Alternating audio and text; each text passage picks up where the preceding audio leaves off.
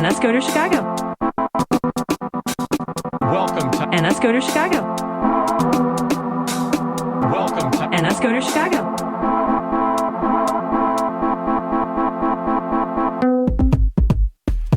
NSCoder Chicago. Welcome to Hey, you're listening to the NSCoder Chicago podcast. Today, we're covering topics related to iOS development and technology. My name is David. And my name's Sean. NSCoder is a monthly meetup here in Chicagoland. We meet downtown on the last Tuesday of every month. If you'd like to learn more, check out our website, nscoder-chicago.com, or look for us on Meetup, or simply Google NSCoder Chicago. You'll find us, and we'd love to see you. Yeah, and if you're someone who likes to see a bit of Chicago, the last few NSCoders have been held at the Expedia office in the Ogilvy building, which is a really cool office, I think. It gives me a reason to go downtown. Lots of people to meet and chat with there, and really comfortable space. I think you'd like it. Oh, yeah. I love our Expedia hosts. They've been very nice to us. And shout out to Eric for organizing all of that. Yeah.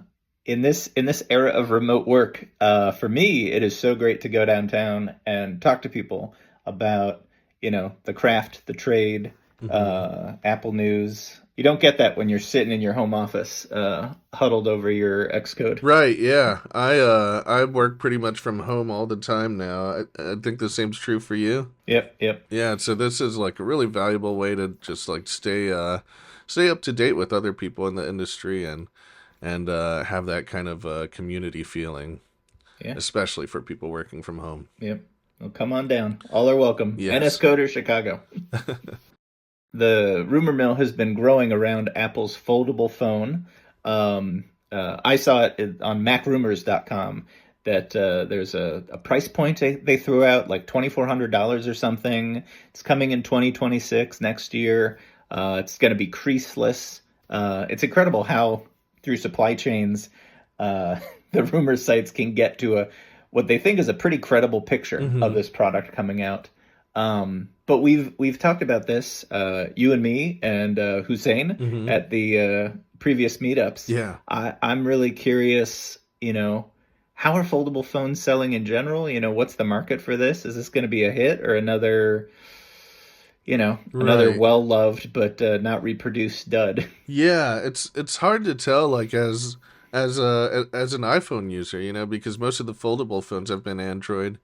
But I will say every once in a while I look over the fence, and one of the phones I've been interested in is like the Pixel series because as far as I understand, the Pixel phone is meant to kind of be a flagship or a kind of symbol for how good Android can be.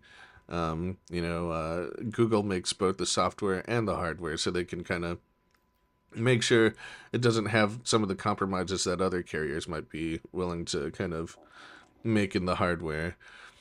But even though like it seems like a really cool phone, I see it very rarely out in the wild. I see it occasionally, and whoever has one, usually like they're very intentional about it, like they didn't just pick it up because of a sale or anything, like they really like the phone. But I don't see it like super often, super commonly. I'll say that I've seen the foldable phones more than the Pixel phones.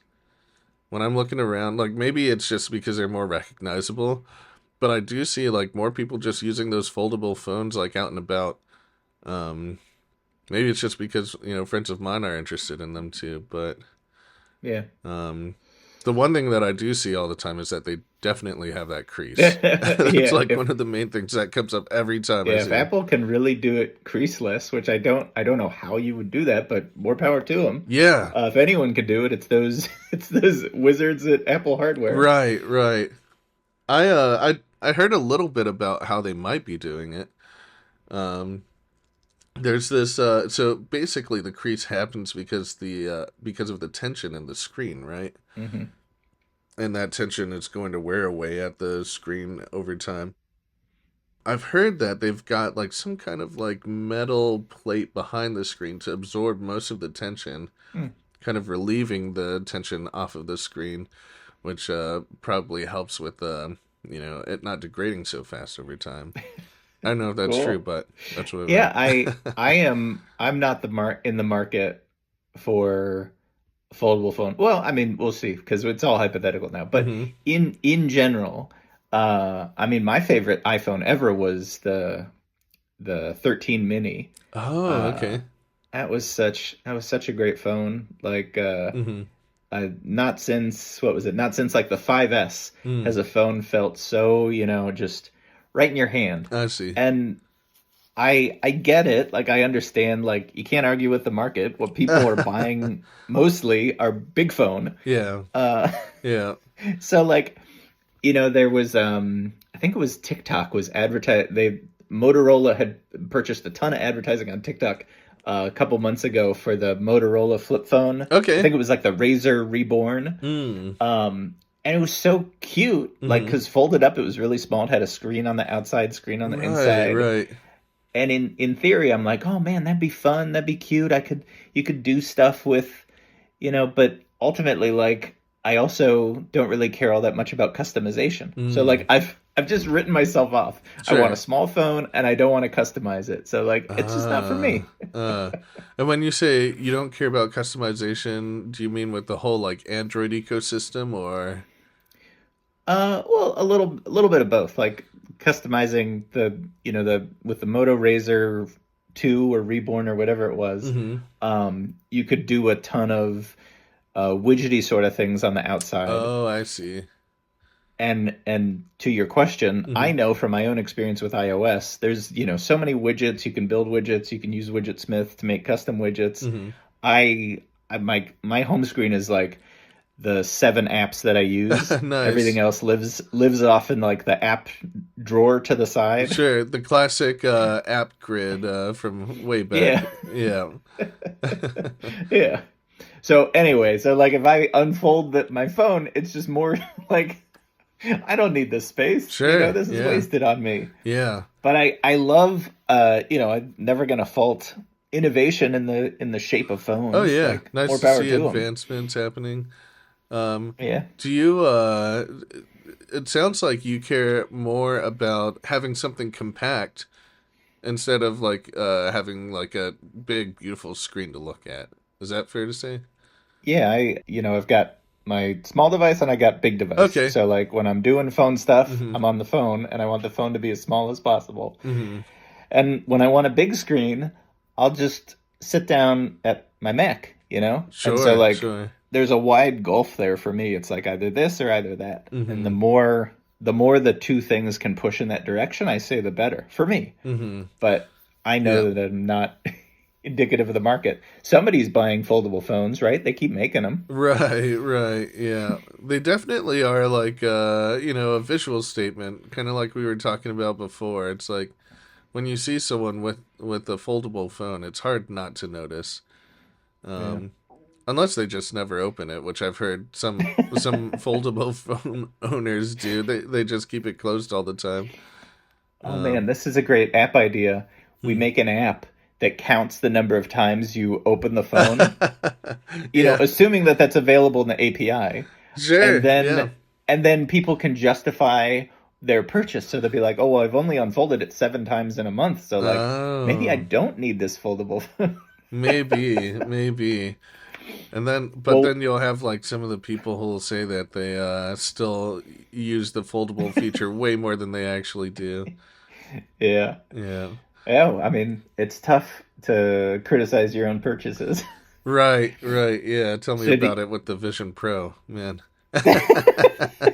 I wasn't thinking of that, but yeah, you're right. I'm so sorry. Didn't mean to call you out. Hey, I love it. I use it regularly, okay? Yeah. So do you hypothetically, I hmm mean, it sounds expensive and we don't know any details, but hypothetically, hmm are you in the market for this foldable phone? You want a transformable iPhone that you can carry around? Oh man, I hate to say it because it really highlights just how materialistic I am. But yes, I'm like very interested in it.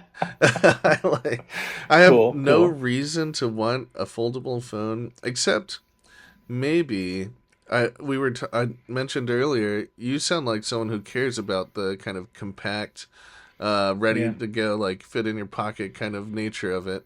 For me, it has been more about the kind of screen size and quality. I like looking at something, like really big and beautiful, and Yeah.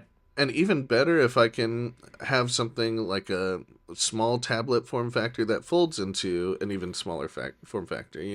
Hmm.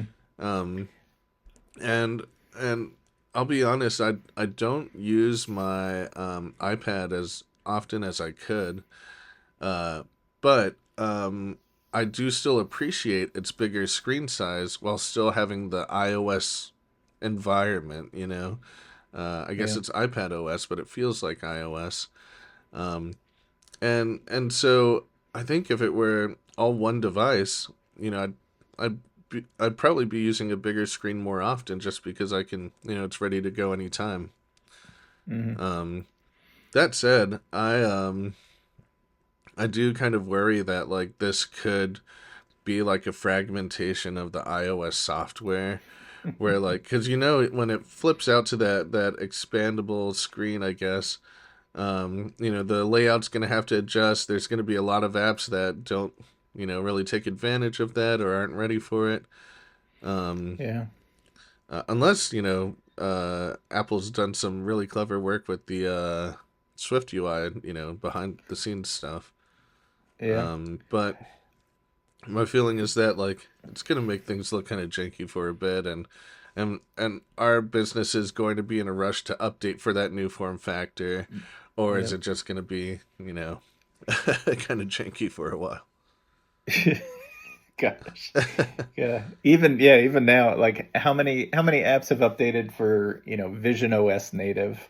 Um Right, not many, honestly. and Not as many as you'd think. Not even YouTube.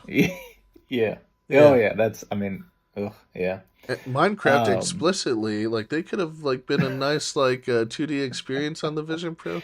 They yeah. explicitly said we don't want our app on there. Yeah.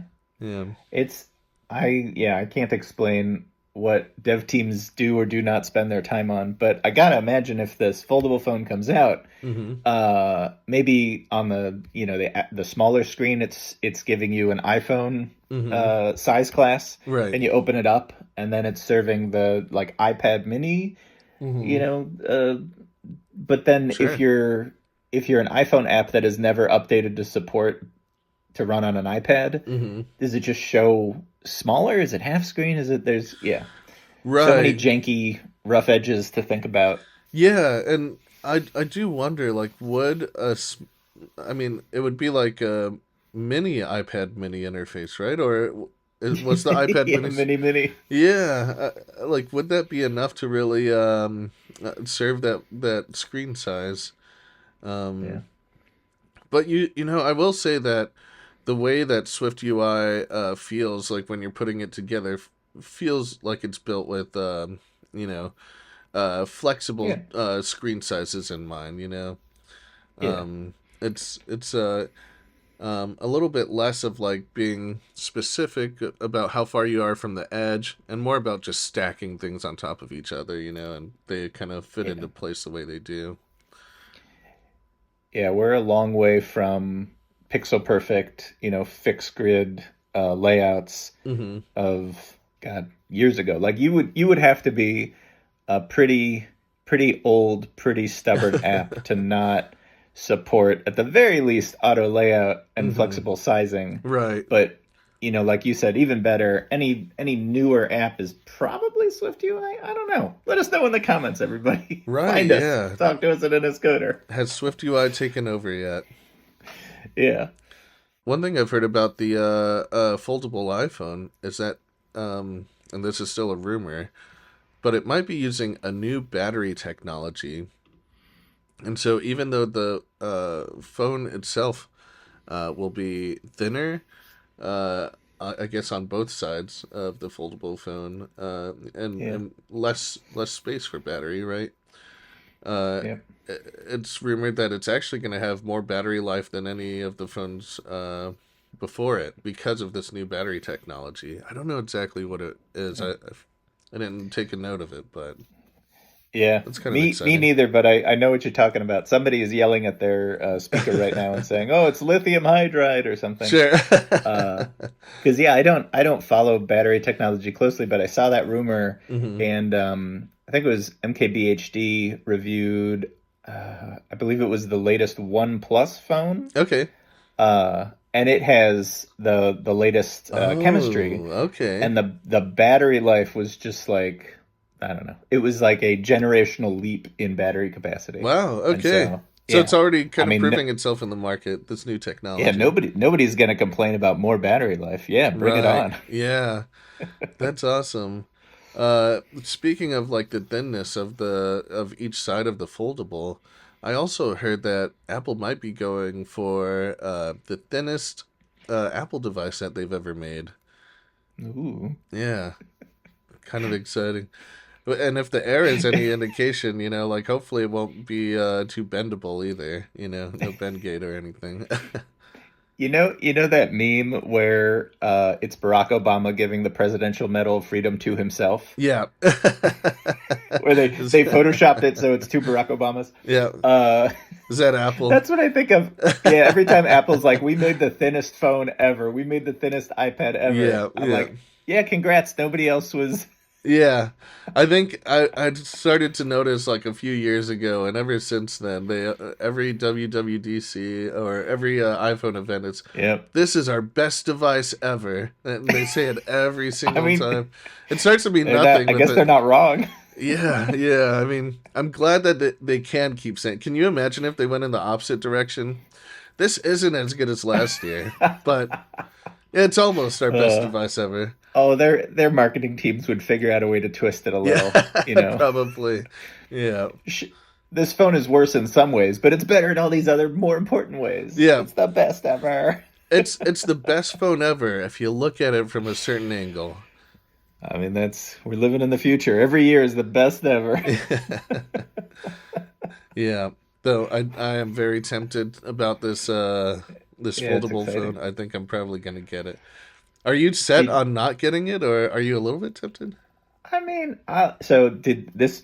Did we talk about this in an earlier episode? Like, I went into an Apple store when the iPhone Air came Mm-hmm. out to hold it, Okay. and like it is compelling just as a physical device. I was like, oh wow, this is nice. Like it would be cool to have this, Mm-hmm. but not like $1,000 cool. Mm-hmm. So I will probably, fast forward a year. I'll probably go into the Apple store. I'll unfold the phone a couple times and be like, wow, cool. But I just have a hard time. I just can't think of a problem it's solving for me. That's not to say that's not good for people, Mm-hmm. but for me, yeah, I can't get excited about it. Yeah, yeah, I think that's fair.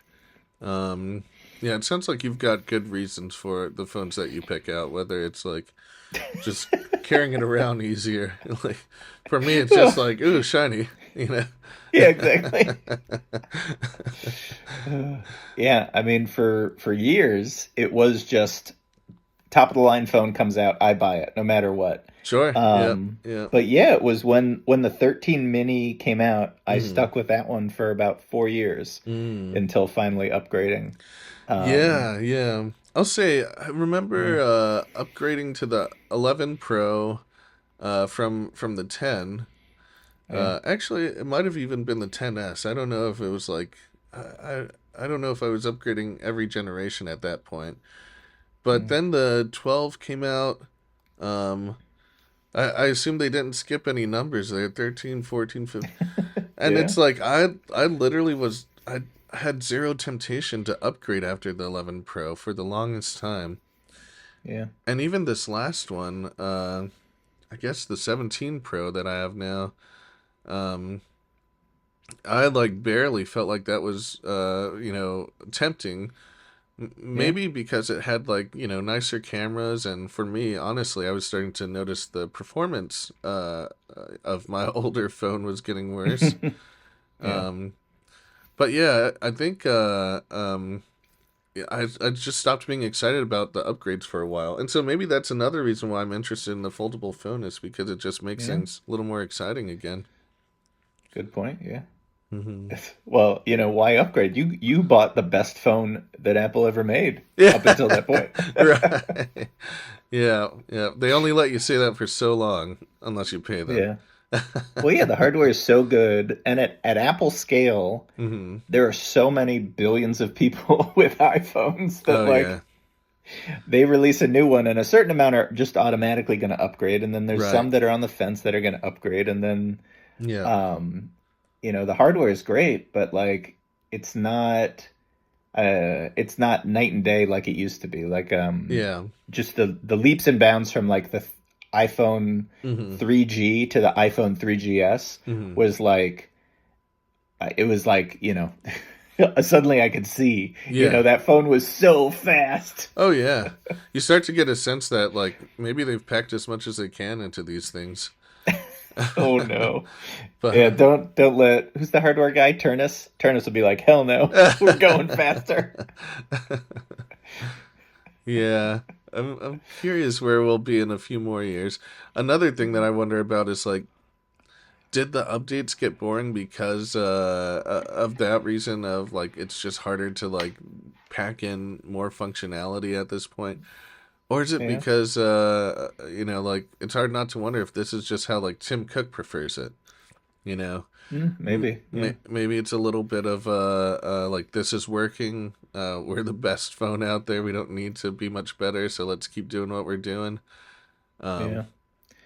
but that kind of gives me a like resting on your laurels vibe, Yeah. Um, It's I mean, obviously we don't work at Apple, but like mhm. um I'd like to imagine that like why why accept the status quo, like whatever the market share is between iPhone and Android, Mhm. like do some crazy stuff, Oh like yeah. it doesn't have not every phone has to sell, billions or millions or whatever the number is, like, Mhm. but easy for me to say, right? Like Sure. how hard could it be to just spin up a new production line and make a crazy phone? Like Yeah. let's Yeah. try it out. Does the iPhone Air fit that bill? uh I guess I don't know. Like we need an industry analyst to talk to because I'm not sure the scale. Like, do they Oh sell yeah. millions, I hundreds heard of it was. thousands? I I don't know. I might be wrong, but I've heard that it was less than expected. Yeah, Um, yeah, we saw those. yeah. Which only makes sense, like to some extent, consumers are rational, they usually go for the better deal, which means, like better specs for a good price, Um, that said, I was also surprised that the orange iPhone was as popular as it was. Yeah, I don't know if there's any rationale behind that, but I don't know about you, but I like to imagine that somewhere mhm. at businesses there are like smart people making smart choices. Yeah. But having worked at a ton of different companies of shapes and sizes, Yeah. it doesn't really like everybody's Hmm. pretty much just kind of making it up. So like Oh maybe yeah. Apple has a ton of spreadsheets and stuff, but Yeah. ultimately like some person is making a decision and going like, Right. let's do orange. Yeah. Like Yeah. let's try it out. And a lot of times it's kind of seasonal, depending on who's in charge and who gets to call the shots at what time. Yeah. Yeah. Speaking of like, is this a Tim Cook thing? I get curious about what the next CEO, what Apple might look like Yeah. under the next one. Have you Yep. Yeah. Rumors are growing around that too. yeah, have you heard who the next CEO could be based on rumors? No, I'm sure you and I read the same stuff. Like, what's it? The hardware guy, the guy I just said, Turnus, I think, Oh, okay. is on the short list. And it's funny because I was listening to another podcast, the Accidental Tech Podcast, Mm-hmm. and they were talking about these rumors of Tim Cook retiring, and it seems like it was an intentional leak because the Wall Street Journal ran with the story with multiple Oh, sources. okay. Um, but what's his name? Jeff Williams Mm-hmm. announced his retirement earlier this year, and now he's all the way out. Oh, okay. And again, with no inside knowledge, I Mm-hmm. immediately assumed that somebody said to Jeff, "You're not going to be CEO." Oh, And Jeff was like, "Well, if I'm not going to be CEO, why mm-hmm. am I continuing to kill myself Sure. a couple more incremental millions, you know? Yeah. And then he retired. Incremental Because, like, again, assuming that somebody somewhere knows what they're doing, Yeah. I bet that internally they've already, picked out the plan and everything, and they're like, oh, okay, so we strategically leak it, and then 6 months from now we say this is the guy, and then 6 months yeah. after that we do another thing. Especially as big as Apple is, with like market forces and investors, wanting to be careful of what happens to their stocks. Uh, Yeah. you mentioned, was it Turnus? Did you say? Yeah. I actually had another name in mind. Craig Federighi. I think Air Force One, right? Air Force One. Yeah. Yeah. To be honest, I think that'd be really exciting to see too, because he's been one of the most charismatic Apple execs Yeah. for a while, and that kind of showmanship, I think could lead to some interesting company moves. Yeah. Yeah. So pull it up. You can play along at home. I pulled up apple.com/leadership. So we got Catherine Adams, Senior Vice President and General Counsel. So I don't think they're going to make their lawyer the CEO. No offense to Catherine. Then we got Eddie Q, Dirty Uncle Eddie. I feel like Eddie's too much of a wild card to be CEO. He Like, does seem, yeah. It seems like he's out there at the clubs. I think he was, yeah. I think I've seen him like getting along with Drake. He's definitely out there. When a million years ago at a company I used to work for, I was lucky enough to get to go out to Cupertino for a like an iPad for business thing where they had the company I was working for and some other companies like collaborate and talk about prototyping and working together and building an iPad for business ecosystem. And I met very briefly the woman who's still in charge of like Apple Pay and Apple Wallet and everything. She was from Chicago, and she was great. But I remember Eddie Q just walking by and sort of saying like, "Hi, everybody."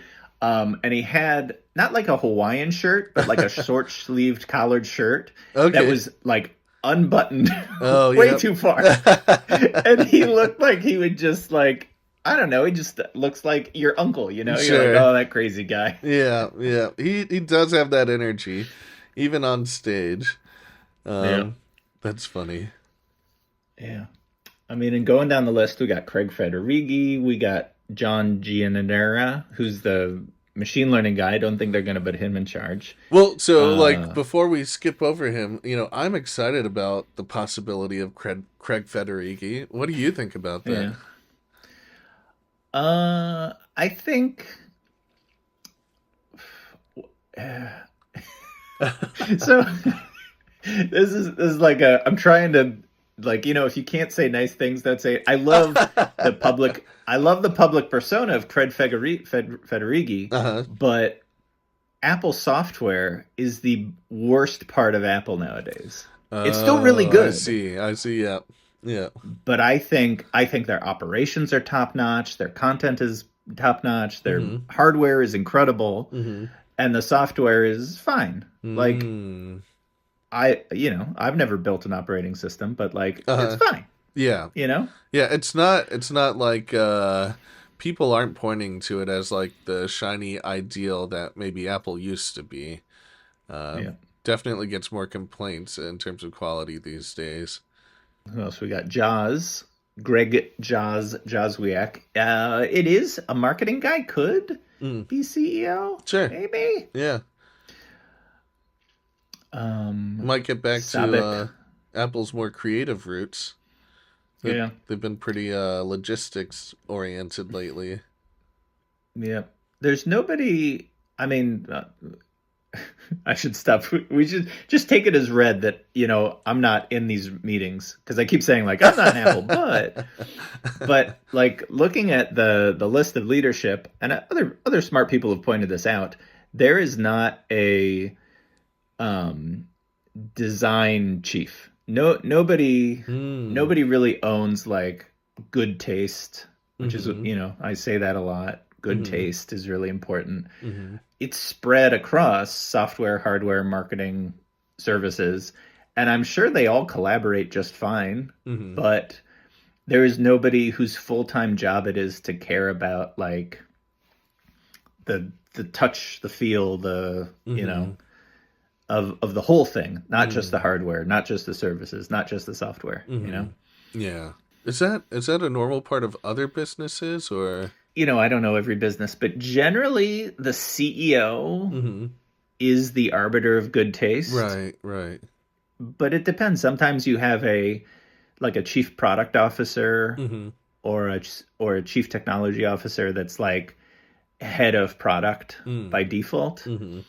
Sometimes you have a company where you have a charismatic founder and that Mm-hmm. person is the head of product and good taste by default. But Mm.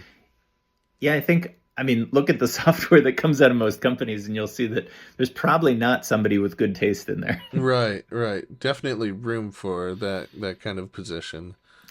Yeah. Um, I'd be really happy to see Johnny Ive go back. I don't think that's I gonna don't happen, know. but I don't know. I don't want to get distracted with another news item, but there was also Johnny Ive and Sam Altman did some sort of press thing or yeah. roundtable discussion. They're trying to hype up their hardware that isn't coming out for 2 years, but Right. don't forget about us. Mm-hmm. Yeah, it sounds interesting. I actually just saw that yesterday, that interview. One of the things that I was like really looking for any kind of like sense of what it might be. And one of the things, the most descriptive thing that they said was that it should be something that people love, and that some people really take technology too seriously these days. And so that kind of leads me to think that maybe this is one of those like more playful robots. I don't know if you've seen oh, I wish I could remember the name of some of them, but there's these like desktop robots that Yeah. basically serve as like AI pets, I guess. um but they're like so playful, and some of them have like really great like animations, I guess like mechanical animations, um Yeah. and they're just like there's some kind of charm to them. It's like even though it's technology, it almost makes you want to treat it as a pet. um Yeah. Yeah. it's been on my wish list for a while. I haven't been able to justify that purchase, but I want one at least. Yeah. I wonder if they could be going in that direction. They said it needs to be something that people love, and something that doesn't take itself too seriously. I don't know. Color me skeptical about pretty much everything that OpenAI does, but we'll Yeah, see. yeah, We will see. yeah. There's plenty we could say about OpenAI. That's another company I follow, and I'm like, ooh. I hear Yeah. they're getting beat out by Gemini recently, which Yeah, well, I don't know I how to mean, feel it's about it. the model competition is like a horse race. One's out in front and another's out in front. Hmm. Like, who knows what the future holds? But True. yeah, there's so much hype. Oh yeah. It's tough to tell. Wrapping up the leadership list real quick. Oh Like, yeah. we got their chief operating officer, Saba Khan. Deidre O'Brien's their vice president of retail and people. Like, I'm pretty sure she tried to retire and then came back. Hmm. But like, I don't think anyone besides maybe Jaws, they're just also not public facing. So I don't know what the market would think about it. Mm. You got Johnny Sharuji, who's like, the chip guy that shows up in all the promotional videos. You got their new CFO, who I think is relatively new to the leadership team. Mm. And then John Turnus down at the bottom, hardware engineering. Oh wow. And so like, I don't know. That's one thing you can say is that hardware has been killing it recently. Yeah, yeah. Like I feel like PC has been like just playing catch up ever since Apple Silicon came out. Yeah, those chips are so good. It's so funny. Yeah, yeah. Snazzy Labs, the YouTube channel. Mm-hmm. His review of the M5 MacBook Pro was basically 20 minutes of like old man yells at cloud. Like he was like, Nope. you people comment in my things. They're like, oh, these are boring. These are just incremental updates. You have no idea how lucky you are to get boring incremental updates. From 2010 to 2020, the Mac was in a wasteland. Like it was terrible. Mm-hmm. And now it's leading the charge. It's crazy. Yeah. Now that we've gone through the whole list, are you sticking to your pick for was it Turnus? I mean, I just people have said Turnus, so it's stuck in my head. Okay. I could see Craig Federighi. Sure. I could see Jaws, or even, I mean, I make fun of Eddie Q because he looks like he's insane, but he could also, Sure, yeah. like, he's one of the more public-facing personalities. but I think he's been dialing it back. Like, you don't see him much. Not as much recently, yeah.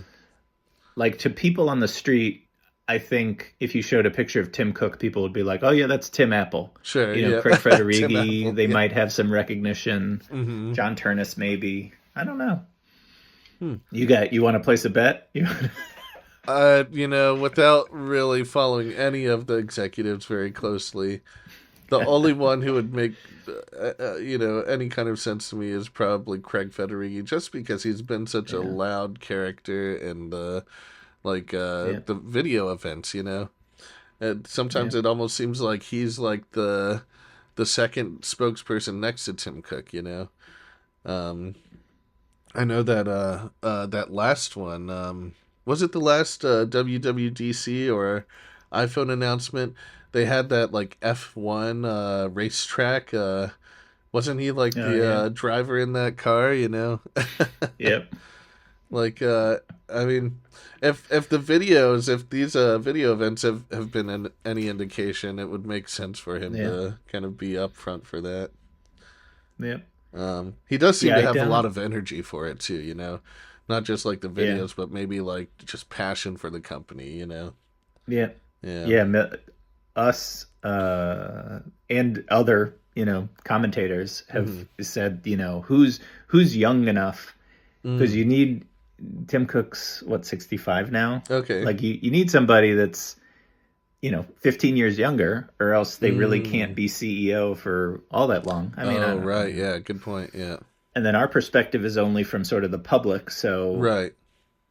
It's possible that internally, like, I don't know, they have below the top leadership, they have their head of like environmental and impact. What's her name? Lisa. And then they have a woman that's in charge of basically China.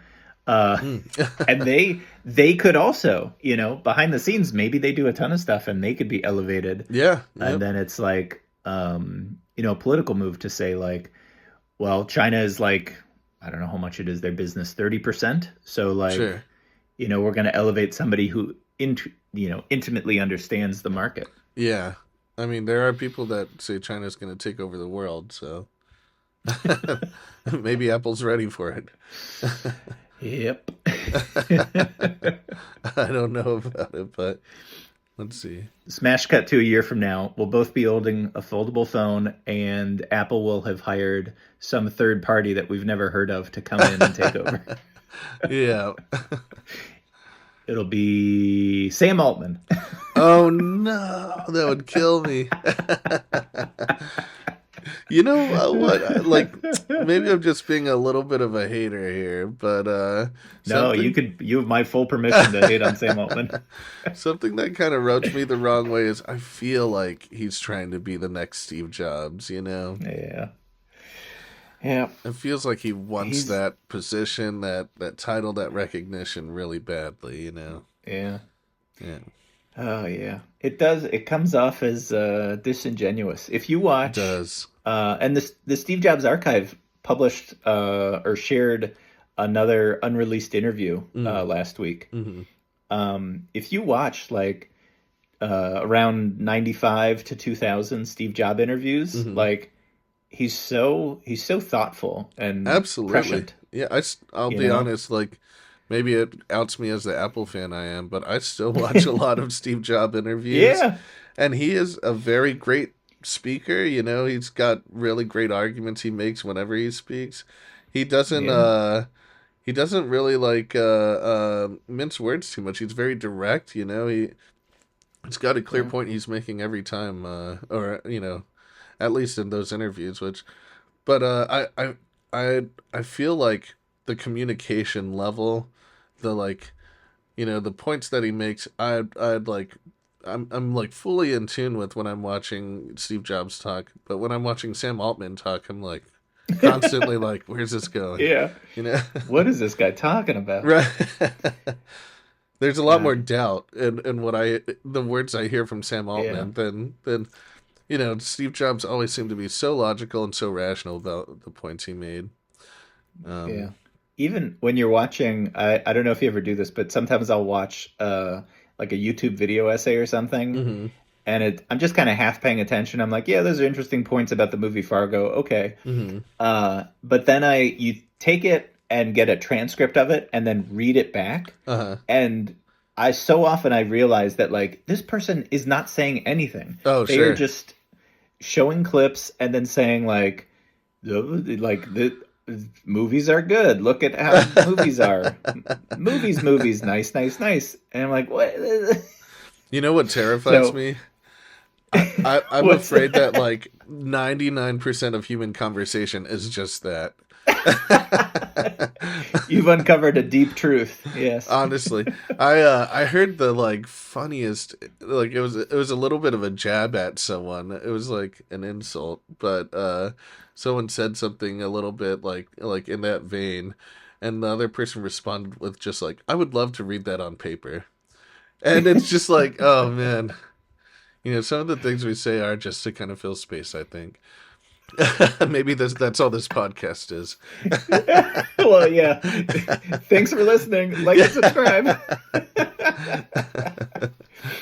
So, like, homework assignment: take some Sam Altman presentation or interview, put it into a transcription or something, pull out the captions, and then read it independently. See if it makes any sense, and then you'll know. For some reason, I feel like it would just feel like AI slop. You know, it would feel like it came straight Oh from my God, yeah. ChatGPT.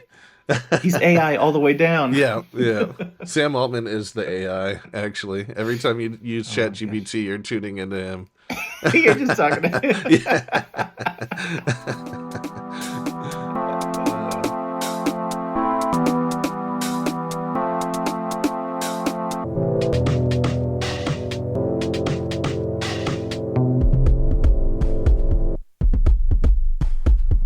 Yeah, this week I saw that, or I think it's like breaking news as we're recording, that CNN pulled all their content off of Apple News. And it got me thinking about how I use Apple News. hmm And then really I'm just curious, like how you, hmm David, how you use it. hmm And then I would love to hear from people, like, is anyone, I guess the short of it is like, is anyone really enjoying Apple News? Is it good? Because um, I open it depending on how emotionally stable I am at any given moment. Yeah, I'll open it maybe once a day and sure. scroll through hmm because most of my news comes from like I subscribe to Block Club, which is a hyper local Chicago news Oh, okay. publication. hmm 404 Media covers the internet. hmm I look at The Verge. hmm I've got my Mastodon and my RSS feeds. hmm Surprisingly, I was thinking about this preparing for it. Surprisingly, The Onion, Oh, okay. not because it's news, because I understand it's parody, Sure, but yeah. The Onion will make a joke, and I will say, I'm not sure I understand that joke, hmm and then I'll like search for more about it, and then I'll be hmm like, oh no, that's the news. Oh, yeah, yeah, So yeah, yeah. It's a The little Onion has kind of reverse covered the news for me. sure, yeah. Yeah. I remember when the news started to look a lot more like The Onion, and now it's like doesn't surprise me at all that it does. It used to be like, whoa, this is getting scary. Oh God. Now it's like, oh Yeah. yeah, The Onion is the news. it's it's the Yeah. truth these days. We've yeah. Um, And so like I when I for me in my personal experience, I open up Apple News and I don't know because you can like stuff or block things or add things. And mhm, over the years I've like blocked and added and subscribed and hearted things. mhm, But it's not good. Mm-hmm. Like every time, not that like the news is upsetting or it's not good news, but Oh, I'm I see. like Content wise. all the all the thing presented to me is like Trump did this, and I'm like, cool, okay. Mm-hmm. And then below that, it'll be like 16 ways that the Kardashians Oh, can reinvigorate your Thanksgiving or something like right. that, or like if you make green beans this way, you're stupid. Oh no. And like, I'm like, what have I done? Is this my fault? Is this Apple News? Oh, So like, I don't, I don't know. It has yeah. not been useful for me. Ads have Do always you? left something to be desired, I think, around taste, Yeah, around yeah. delivery, around Oh, content. but to be clear, these aren't ads. These are like Oh, it's just like story these are suggestions for you?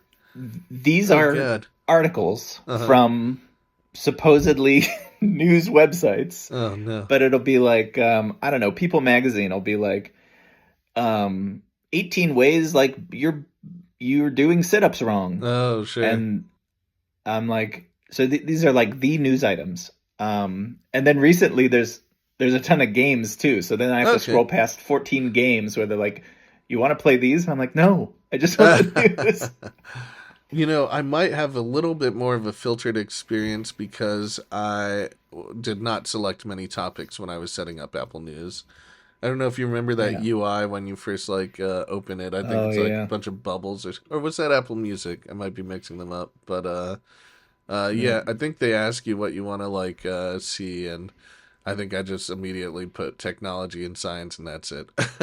Yeah. But yeah, no, I actually I use Apple News every once in a while. Um, to be honest, I think the most regular use case of it for me is the widget on my desktop. Yeah. And like I barely, glance at the headlines there every once in a while, and sometimes I'll see something that I'm willing to kind of look into more. Hmm. Um, but I also have to like give credit to the fact that like my environment really shapes the way I consume content. And so, a few years ago I started working from home mostly, and one of the perks of working at home is you don't have coworkers and bosses looking at your screen all the time. Yeah.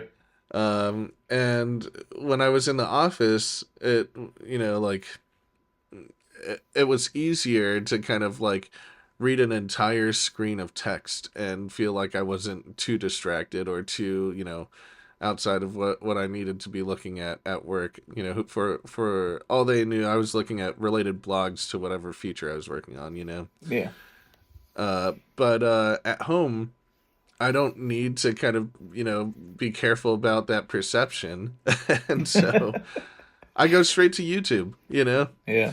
And so if I was at work, I feel like I would be using Apple News more, just because it looks a little less it looks more okay in the work environment.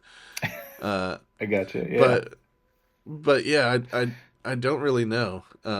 What I do know is that at home I love watching YouTube videos, and that's where I get most of my news these days, Oh for better yeah. or worse. I don't know if it's necessarily a good thing. Maybe the editorial quality has gone down, but it's been satisfying enough for me. I don't find myself wanting other sources. Yeah. Well, like Yeah. I'm sure, boomers will say, "Oh, I can't believe kids get their news from YouTube and TikToks." But Sure, yeah.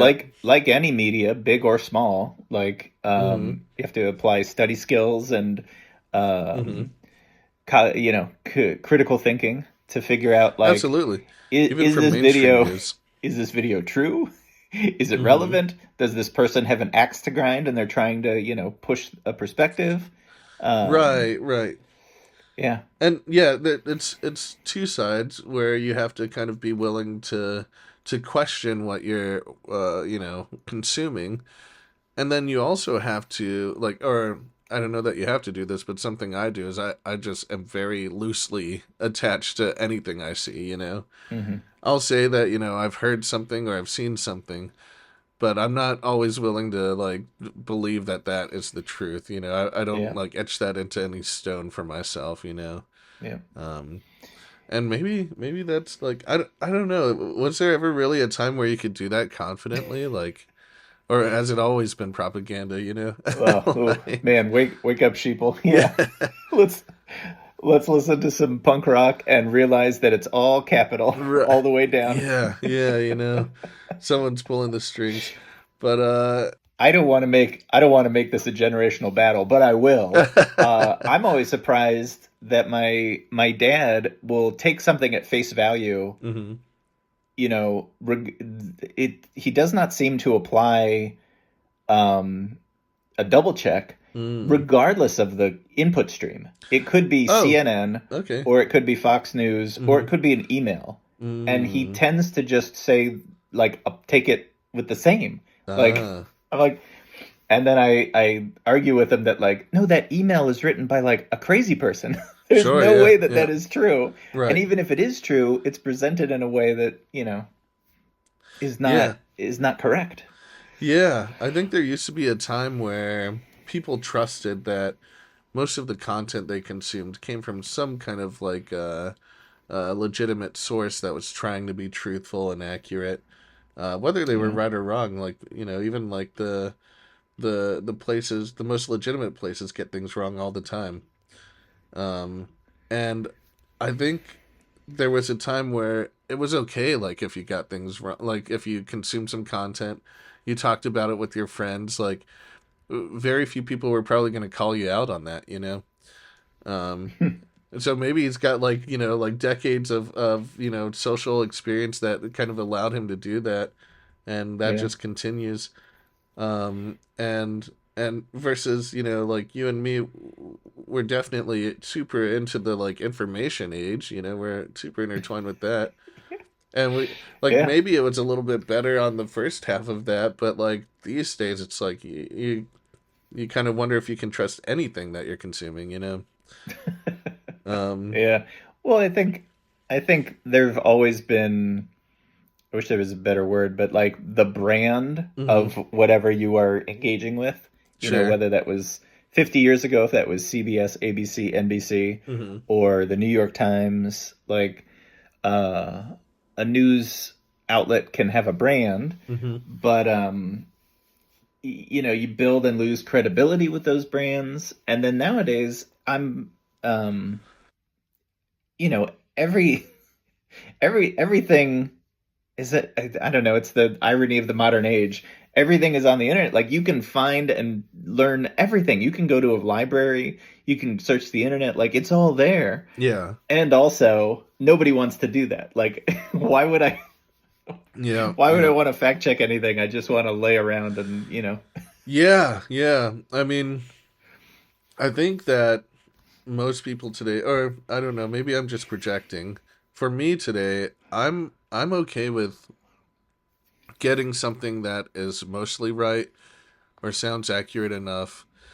If Hmm. it matters enough, I'll definitely go and fact check it. If I need to like do some work on it, or if I'm like accountable in any way for the legitimacy of it, I'll double check. Hmm. But a lot of times if I'm just like curious about something, even if I'm just looking up a recipe or something, I mean, like, maybe a lot of people would disagree with this, but I just go to the AI. Maybe it gives me good information, maybe not, but I'm willing to at Hmm. least run with that and not worry too much about it. And I think a big part of that is really just like being willing to be wrong about whatever like I'm learning about. Like I think I just don't care that much these days, honestly. Yeah, hold on loosely. Exactly, yeah. It's like, oh, I heard about this. I don't know if it's true, but, heard about it. Yeah. I mean, I guess the getting back to my I guess the result of this conversation is that like yeah, at least on this call, nobody really likes Apple News, and maybe that format is like chasing the last Oh, yeah. trend. Like Apple Yeah. News is built for 20 years ago, hmm like you would have news outlets, you would do this, you would read that, but Yep. like now it's all independent media. It would be great Like when Yahoo News was like king. and be a great Yep. competitor to that. God. I still, for whatever reason, I still go to Yahoo Finance. Whenever Okay. the stock market does something weird, I'll go to finance.yahoo.com immediately because they just, for forever, like, it goes back to that branding, I guess. Like, the Mm. collection of links they have Hmm. and editorial content usually explains whatever is going on. But, Okay. like, who knows? Yeah, yeah. I mean, it's nice that they've, they're still putting energy into it. Hmm. Yeah. Especially because I But, haven't heard of Yahoo for a while, to be honest. yeah, so listeners, at the next NSCoder, tell us, where do you get your news? And does anyone use Apple News? Is anyone happy with it? Because I get the sneaking suspicion that nobody really likes it. Yeah, yeah. If CNN is getting any kind of analytics from Apple News, I'm sure they Oh considered that yeah, before pulling the plug on it. yep. And then it does also correspond with CNN launching their own subscription thingamajig. Like Hmm. CNN wants you to pay whatever their thing is to get their premium Oh, content. okay. So That sounds like a better explanation for it. A little bit of yeah. competition. I wonder what the CNN brand is like. Like, does Hmm. anyone go out of their way to be like, "Oh yeah, I really want to subscribe to CNN"? Yeah. I don't know. Hmm. There must be somebody out there because they're making money. Right, yeah, someone. Not me, but someone. No. Yep. Back to YouTube. Yeah, back to YouTube. Oh, man. Yeah, it's so funny to even think about YouTube as a news source, too, because depending on what you're watching on YouTube, it can be so dramatically different. Oh Um, yeah, yeah. If you want to freak yourself out, open up the YouTube homepage, not logged in a private, incognito browser, hmm and see the insanity that regular people Yeah. like. No, it's like It's so crazy. it's like Mr. Beast and like visiting Taiwan nightclubs, and I'm like, Yep. what is this stuff? Like, like it's Mr. Beef jumping off a ramp sponsored by Red Bull, Yeah. uh, like with 16 reasons to go paleo. Oh Oh man. God. Yeah. I think I'll stick to my content bubble. I'm okay with it. Yeah, everybody should just get their news from the NSCoder Chicago podcast. There we go. Yeah. We'll keep you very informed. You'll be right about Yeah, everything. It's nothing but truth totally. here.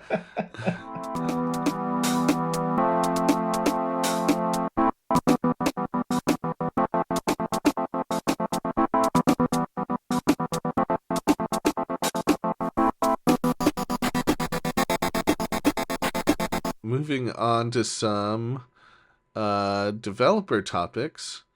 Um, I've got a few things I thought might be fun to talk about here today. Uh, the first one is, do you feel like there's a best platform for programmers today? And the reason why I wonder about that is because back when I was getting into programming, iPhone seemed like the platform to really go for. Everyone was getting iPhones. iPhone app developers were like, in the news for like making millions of dollars, like the Flappy Birds guy. It seemed like if you were a new developer wanting to really make your mark in the software space, get your app on iPhone, and a lot of businesses would even release their app on iPhone before Android, and something about it just kind of seemed like that was the place to go. Is there a place like that today? And maybe like is iPhone still, does it still hold that, or has it shifted to something else? It's a good question. Yeah, my experience was very similar to yours for a good number of years. Mm-hmm. There was the App Store Gold Rush, even before the App Store was available. Some of our friends Yeah. at NS Coder Chicago were hacking it, Patrick Okay. McCarran was out there. He jailbroke the first iPhone. He was building his game. Jailbreaking used to be a huge thing Um, for iPhones. yeah, yeah.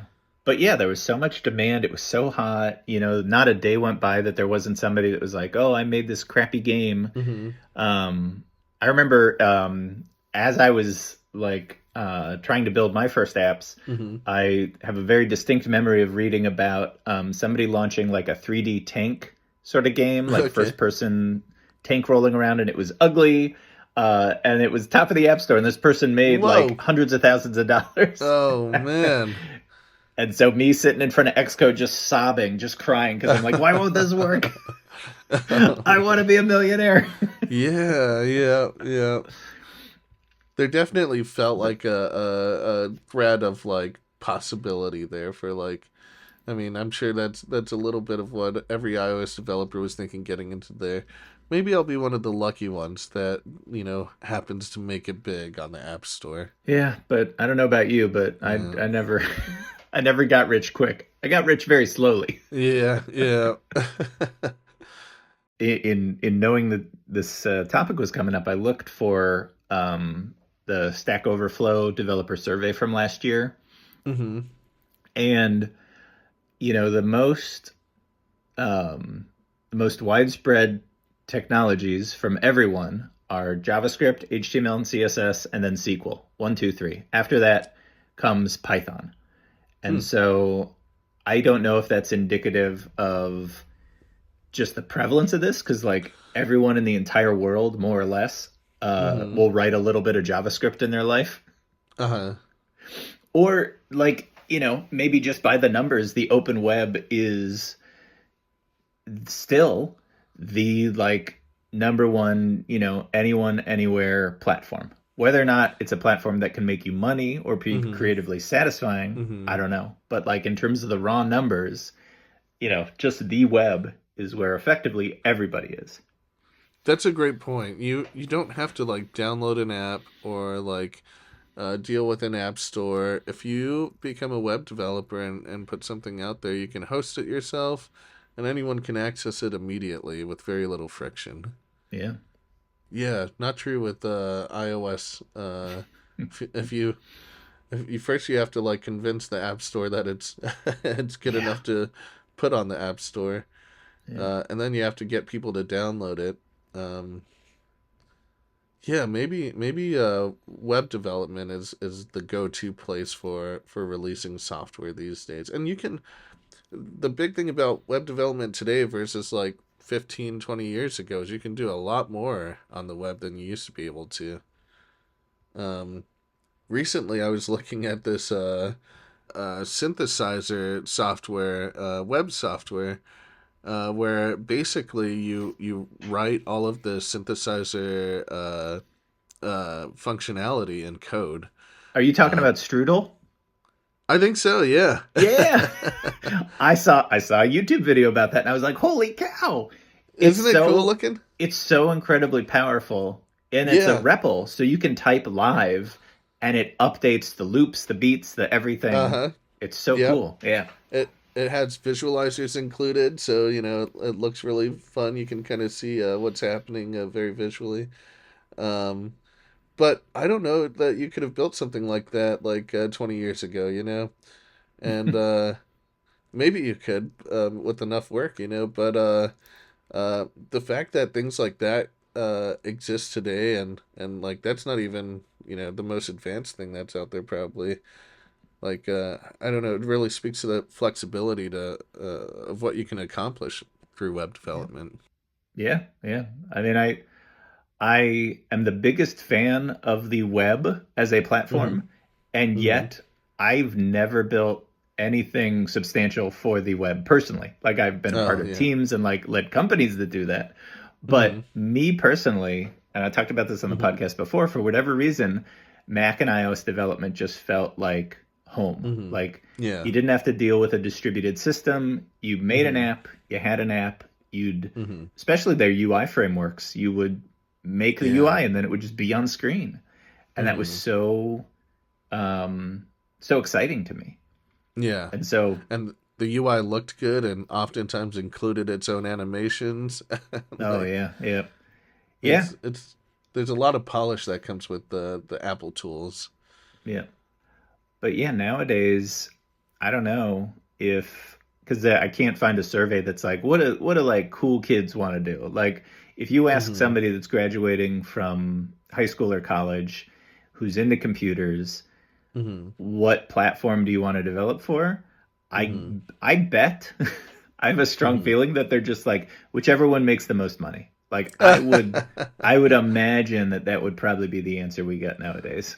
Not and there's nothing wrong with that. Like I Sure, totally get it, yeah. but like Mm-hmm. uh it just seems I like mm-hmm. there's not like one hot platform that I'm aware of. Yeah, I think that's fair. I will say that over the actually maybe this has been true for most of my time in iOS over the past 10 years or so. I uh I I always felt a little bit outnumbered by the web developers, you know? Like it for whatever reason it seemed like there were more of them. It was a more popular development platform. Yeah. Um Oh, I see. So even so not just at work, but like in general, you go to a hypothetical bar, yeah. and just by Yeah, chance, you're probably the only iOS dev, but you'll probably bump into a few back end and web devs. exactly. Yeah. Yeah, and back end developers more than mobile developers too. Yeah. I think it was in that order maybe. Web developers, back end developers or systems, and then maybe mobile developers. And then I always felt that special kinship with the mobile developers. Yeah. Um but yeah, and I don't I don't know if that happened because of like good money in that area because as far as I'm aware, I think mobile developers always made a little bit more than web developers based on years of experience, at least from what I've experienced. Maybe Hmm. that has to do with the fact that there were so many web developers out there actually. If you have a lot more web developers to pick from, maybe you can kind of lower the salary and still have someone who wants to work for you. Yeah. Yeah. Supply and demand. Yeah. But yeah, yeah, I definitely have sensed a strong popularity for web, and I don't think that's gone away. If anything, I think web has just become a more capable platform over time. Um, if you were starting over Hmm. today, would you go web or stick with iOS one way or the other? Oh boy. We talking starting over from scratch Yeah, in this hypothetical? Like no I'm not a programming programmer at all experience. and It I'm looks like a learning. fun thing to get into. I feel like a lot of the marketing, for lack of a better word, is Okay. around Python. Mm-hmm. And so like I imagine I would probably pick up Python, Mm-hmm. but without being able to make a UI, no, I'm second guessing myself. All right, yeah, I mean, actually, in my own experience, when I was like 13 years old, Mm-hmm. the first thing I learned, maybe I was younger than that, but the first thing I learned was like really basic HTML. Like it started with a WYSIWYG Same. editor that I might have pirated, and then I would look at the output of that and be like, "Oh, okay, that's what Mm. that's what HTML is." And then Oh. slowly sort of build um they weren't even really programs in the Mm-hmm. classical sense, but like just building experiences. Like, okay, if I put Yeah. this image here and I wiggle this over here, and Right. then if you click this link, it goes here, then like it's kind of like a game, you know? Yeah. Yeah. Yeah. That you just reminded me that before I even got into graphic design, I was getting into a little bit of web development. Yeah. Um, I when I was first getting into it, Neopets and MySpace were both very Oh yeah. popular. Yeah. And the thing about those websites is that they allow you to customize your profile with HTML and Yeah. CSS. Um, and I'll be honest, back then I didn't really know what I was doing. A lot of it was kind of like looking up a theme that someone else had made and then editing Yeah. it. But over time you do Yeah. start to recognize different things and I at least got good enough at it that I was able to kind of strip out all of the stuff that I didn't want, add whatever images and colors I did want, and get something really custom looking after maybe a few years of just tinkering with it. I Yeah. remember, MySpace. You have so many different windows and components, Oh for yeah. your like friends, your like comments or whatever. Yeah. I remember one of the designs I made pretty much just boiled it down to like a basic like frame, and the frame, profile picture and description, maybe like some buttons to add. But it was like I got it super minimal looking, and I was so proud of that. So cool. Yeah, it pretty much looked like a basic HTML website, like static HTML website. Yeah. But it was like to see that when you're just browsing around on MySpace and then you land on someone's page that looks dramatically different. Yep. I was pretty proud of that back then. But yeah, that was my first experience. Web, Yeah. maybe just because it was so accessible. Yeah. I mean, I guess it all comes back to like, yeah, the web, like that's the platform, no gatekeepers, no, I mean, in theory, you can put it on a cloud provider, you stand it up on Azure, AWS, or Google Cloud. You can run it through Cloudflare for caching, but in truth, you could just connect your computer to the internet, get an IP address, and then host some weird stuff, Yeah, and if you don't expect many people to be looking, maybe it's like a resume website or something. You can run it on like a Raspberry Pi even for like $20 or something. So many websites hosted on weird old hardware. Oh yeah, yeah. You don't need that much processing power. It's not hard to write some HTML and CSS and just like leave that somewhere for a year or two, and I mean that's my website. yeah. I love that generations of web people, I don't know, designers, engineers, got their start just customizing like Neopets, MySpace, LiveJournal, GeoCities, to just have a space to tinker with and copy paste. It was great. Which is why it's kind of a shame that you don't get that kind of accessibility these days. Like you could make your own custom thing from scratch, but how nice would it be if Facebook or Instagram allowed you to actually tinker with your profile code? Might be a little more chaotic. The web was super chaotic back then, with dramatically different designs depending on which profile you go to. But but that's a feature in this case. That's a good thing. Exactly. I think most people would be into that. Welcome to NSCoder Chicago.